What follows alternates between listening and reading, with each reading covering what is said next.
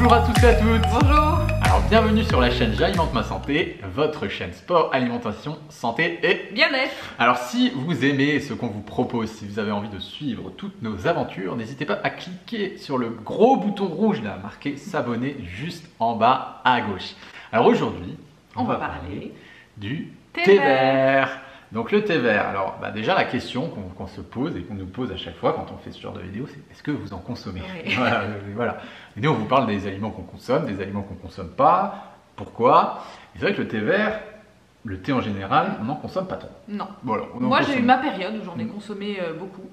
J'en ai surtout consommé quand j'étais fatiguée, voilà, parce que moi le café je le tolère pas super bien, donc du coup, comme le thé contient de la théine qui rapproche un petit peu de la caféine, je tolérais beaucoup mieux le thé que le café. Il m'arrive d'en boire, mais c'est vrai que je bois un petit peu plus des infusions. Donc après, à chacun de voir un petit peu ce qui lui convient. Le thé, notamment le thé vert, a des propriétés qui sont excellentes, antioxydantes. Donc c'est une plante qui est originaire de Chine. On en trouve aussi, c'est cultivé en Inde aussi, hein, bien sûr. Après, c'est la boisson la plus consommée au monde après l'eau, apparemment. Oui, c'est vrai, c'est la deuxième boisson la plus consommée au monde. Ouais. En premier, on a l'eau, en deuxième, on a le thé. Donc, c'est pas le coca, c'est plutôt le thé. Et je crois qu'on en boit environ 15 000 tasses par seconde. Donc, ce qui est quand même énorme. Ça veut dire qu'on boit du thé un petit peu partout dans le monde, là, maintenant, à l'heure actuelle. Puis, je veux dire, même dans des pays où on ne produit pas du tout, hein, je pense en Angleterre, par exemple, où c'est vrai qu'ils sont addicts au thé, quoi. Tout le monde boit énormément de thé, et voilà, il y a le petit rituel du thé. C'est pas forcément du thé vert. Parfois c'est du thé noir. Voilà. Donc il existe plusieurs types de thé aussi. Il y a du thé noir, du thé Earl Grey, du thé vert. Il y a tellement de. On parle du thé vert, mais il y a énormément de variétés de thé. Donc voilà, chacun doit aussi trouver un petit peu la variété qu'il aime, au goût, qui lui correspond, qui lui donne de l'énergie peut-être. Et en parlant d'énergie, justement, c'est ce que nous, on n'est pas fan de ce côté d'avoir quelque chose, un aliment qui nous stimule. Alors c'est aussi pour ça, je pense que le thé est aussi consommé, comme le café d'ailleurs, parce qu'il est stimulant. Et vu qu'on est dans une société où tout le monde est un peu fatigué, où tout le monde est un peu épuisé, par des rythmes de vie qui ne sont pas adaptés, par une santé émotionnelle aussi qui peut être parfois un peu instable et qui nous demande énormément d'énergie et de vitalité. Donc effectivement, le thé va pouvoir avoir ce côté un peu dynamisant. Donc, il ne faut pas en surconsommer non plus, hein, parce que voilà, 2 à 3 tasses par jour, c'est largement suffisant. Il faut faire attention aussi parce que le thé, c'est un petit peu comme la caféine, donc ça peut empêcher de dormir certaines personnes, d'autres non. Donc voilà, il faut tester. Donc si jamais vous avez des problèmes d'insomnie et que vous buvez du thé tard le soir, essayez d'éviter, voilà, plutôt de le boire en début de journée ou en milieu d'après-midi maximum pour voir si ça a un effet sur votre sommeil. C'est vrai que moi personnellement, je ne consomme pas de thé. Parce que tu es déjà excité de base. Déjà excité à la base, j'ai pas besoin de ça. Et puis c'est vrai que le fait d'avoir une bonne alimentation, le fait de faire régulièrement du sport me donne suffisamment d'énergie. J'ai pas besoin d'aller la chercher ailleurs, hein, que ce soit dans mon travail ou dans mon activité physique, j'en ai pas besoin.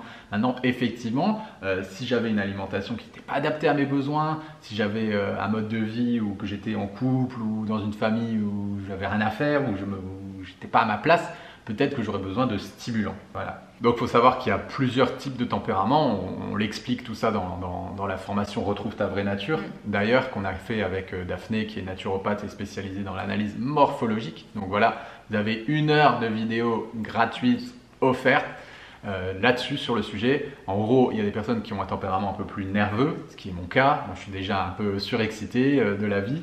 Moi, le thé, ça m'irait bien. J'ai pas besoin du tout d'avoir ça pour me stimuler. Stéline a plutôt, elle, un tempérament plus lymphatique.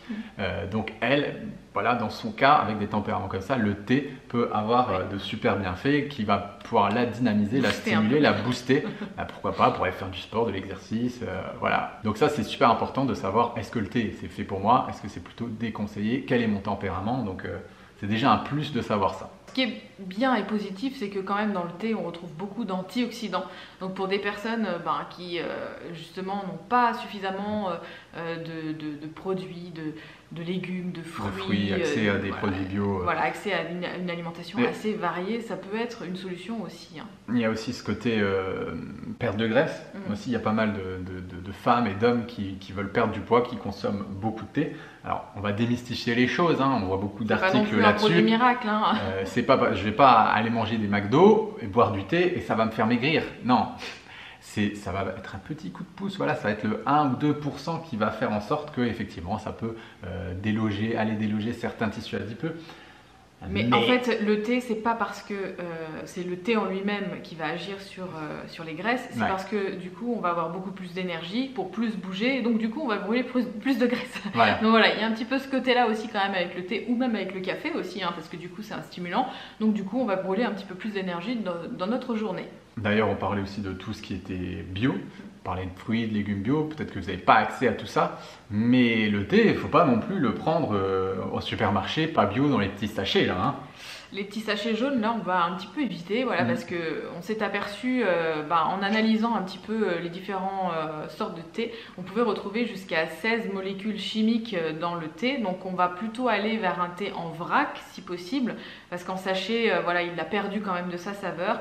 Un thé en vrac, il existe maintenant des herboristeries ou des endroits où on peut acheter directement et choisir son thé. Il y a différentes odeurs aussi, saveurs, il y a du thé au jasmin, voilà, il y a plein de thés différents. On peut essayer de s'amuser, de goûter un petit peu à tous les thés qu'il existe.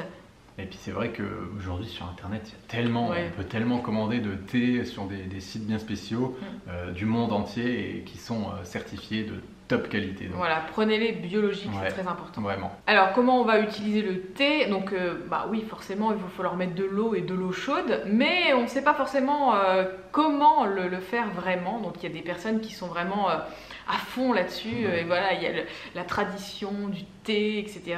Il y a des personnes qui ont des thermomètres pour chaque thé différent. Si on va dans certains cafés ou certains endroits où on peut boire du thé de très bonne qualité, il y a les petits thermomètres, il y a le petit sablier aussi, parce que c'est 2 minutes et pas plus l'infusion. Chaque thé a une infusion très particulière, un temps particulier, une température particulière. Mais de manière générale, pour ne pas rentrer non plus dans les trucs trop compliqués, il faut éviter de faire bouillir son eau à 100 degrés. Il faut arrêter la bouilloire bien avant, environ 60 degrés, parce que sinon vous allez brûler le thé et on va un petit peu perdre tous les éléments qu'on peut retrouver bienfaiteurs du thé. Donc on va chauffer son eau, mais pas la faire bouillir à 100 degrés. 60 degrés, c'est largement suffisant. On va verser sur le thé, on va laisser environ 2 minutes infuser et ensuite on va enlever le thé pour éviter qu'il infuse de trop et qu'il y ait trop de saveur après, et du coup là ça sera pas terrible. Alors qu'est-ce qu'on va pouvoir mettre dans le thé? Alors il y a des personnes... lait.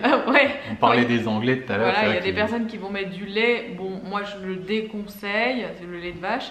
Peut-être un lait végétal, pourquoi pas. Ensuite, on parle aussi du citron, qui a un effet de décupler les effets du thé. Donc ça, après c'est à chacun de voir. Une rondelle de citron. Ça change quand même pas mal le goût. Donc, ça change le goût du thé, donc à voir si ça vous convient ou si ça vous convient pas. Et puis après, il y a les sucrants, voilà. Là, c'est chacun aussi voit un petit peu ce qu'il va mettre à l'intérieur pour sucrer le thé, mais de manière générale, il vaudrait mieux le boire tel quel, sans le sucrer. Ouais, le thé nature. Pour éviter d'avoir des problèmes d'addiction après. Hein. C'est le mieux, le thé nature. Ouais. Bon voilà, je pense qu'on a fait le tour de la question sur le thé. En attendant, nous, on vous envoie plein d'ondes positives. N'hésitez pas à mettre un petit pouce bleu, voilà, un petit like si vous avez apprécié cette vidéo. Et puis nous, on vous dit à très bientôt. Ciao, ciao. Hey, salut à toi. Salut. C'est Pierre. Et Céline. Alors, on voulait juste te prévenir que tu as droit à 1 heure de formation gratuite pour apprendre à découvrir ton profil en naturopathie. Alors c'est juste ici, tu as juste à cliquer et tu vas recevoir tout de suite ta formation gratuite. Allez, ciao ciao. Salut.